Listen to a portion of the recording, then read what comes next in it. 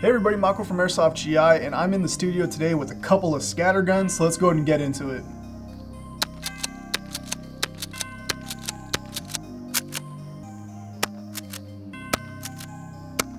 Alright, so the guns I have in front of me is the JAG SPX2 Scattergun, as well as the JAG Super CQB Scattergun.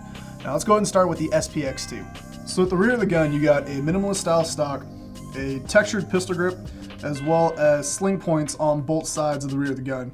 You also do get a QD sling point included with the gun as well. On the left side of the gun, you do get a shell caddy that fits 6 TM style shotgun shells. Now, the gun does also come included with 6 shotgun shells that hold 28 rounds apiece. The weight of the SPX2 is solid. Now, it's not overly heavy to the point where you're not gonna be able to run around with it or maneuver with it, but it doesn't feel like it's something that's cheap either.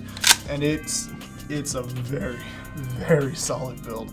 My personal favorite part about the SPX2 is the fact that it comes with all of the accessories already on there. When the gas shotguns first hit the market a few years back with the Tokyo Marui 870s, it was just a blank 870 that you kind of had to dress up on your own. Now you can get the SPX2 for about $265, and you're getting it completely dressed up, ready to go out of the box. So really all you have to really do is, add an optic, maybe add some kind of key mod foregrip to it, but overall it's already a great looking gun. You don't have to do much to really, get it looking like a race shotgun that you would use within the CQB or even 3-gun environments. Personally, I do like the minimalist style stock. It fits me very well. I like the way it just rolls up onto your shoulder very easily, but not everybody's a fan of that, so you can use any mil-spec stock and it'll go right on, no problem. As for the pistol grip, you can use any real steel AR-15 grip or any gas blowback pistol grip that you can find within Airsoft.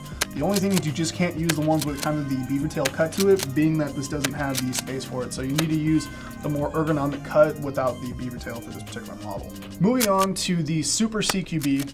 Now this is a much shorter shotgun, as you can see just in size comparison. A little bit shorter barrel, and then you don't get the stock, but that allows you to cut down on weight, and then you do also get the built-in foregrip into the gun itself. So it's a bit harder to kind of manipulate everything the way they have it set up right now, but it's a very compact shotgun. And if you're looking for a sidearm, instead of rolling with a pistol, you could just roll with one of these shotguns. Now, you can just fold the grip out of the way like so. It makes it a little hard to kind of get the grip out, but it's definitely a very solid grip. I don't feel like this is going to break off at any point. So both of these shotguns are going to be gas powered. The Super CQB is going to be filled in the pistol grip itself, and then the SPX2 is going to be filled in the buffer tube. Now, both of these shotguns are going to be a 3-burst or a 6-shot burst. So you can get either 5 shots on 6, or you can get 10 shots on 3. Now, personally, if I have the ability to, I'm going to keep it on 6 at all times, but some fields don't allow that because they feel it might be a bit overkill. But, take advantage when you can, definitely, because having 6 shots going down range gives you a huge advantage versus just having 3. Now previously, the JAG Scatterguns were a bit notorious for leaking, but JAG has actually gone in and fixed those issues with the newest lineup of Gen 2. So not just these 2 models, but all these shotguns coming out have been updated to the new Gen 2 internals. So they improved the O-rings as well as some of the other seals within the gun to keep everything from leaking. You also are getting a very gas efficient system as well. So you should be able to see, more than enough shots to be able to get you through a whole gaming of CQB. And then, you got all the shells here that it can definitely get through, as well as maybe even, a second set, maybe even a third. Personally, I haven't taken it out to the field yet, but from what people have told me, you shouldn't have any issues getting through maybe, 20, 25 shells, which should be more than enough for any CQB, setting games. So between these 2 shotguns, personally, I'd go with the SPX2 just because it already comes very well upgraded out of the box. And by upgraded, I mean external upgrades. So you already got the rail, you got the pimped out front handguard, the caddy, really good looking stock, and a very comfortable grip.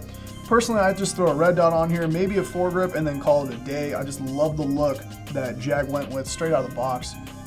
Now, let us know down in the comment section below what you would like to do with your shotgun. How would you dress it up? Specifically, what optic, what foregrip? I'd love to hear about all of that, just so I can get an idea of how many different ways this thing can actually get a look on it.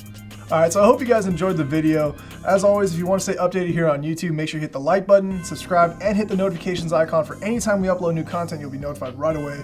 My name's Michael, and I'll see you on the next one.